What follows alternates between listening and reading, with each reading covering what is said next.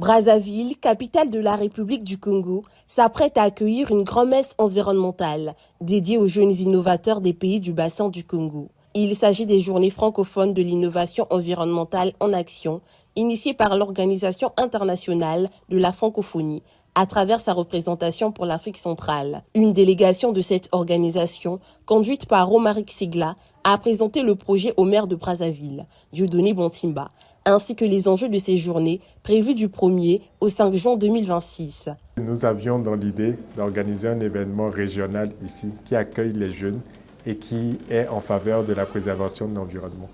Et aujourd'hui, nous avons rencontré Monsieur le maire qui a officiellement accepté de porter cet événement qui s'appelle les Journées francophones de l'innovation environnementale en action.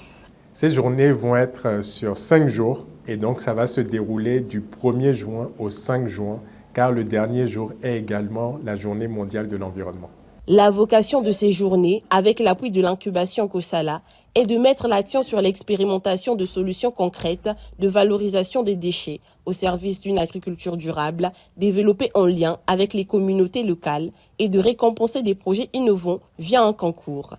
Le thème retenu est innovation environnementale, agriculture durable et engagement de la jeunesse francophone. Ceux qui participent à la journée, ce sont des jeunes de 18 à 35 ans.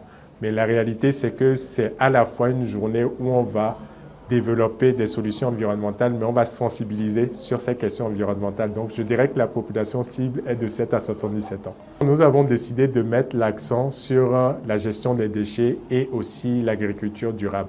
Donc, les jeunes équipes qui sont constituées de 6 membres venant des 6 pays du bassin du Congo vont travailler sur ces questions-là et pouvoir être confrontés à des défis opérationnels qu'on peut retrouver dans la ville de Brazzaville.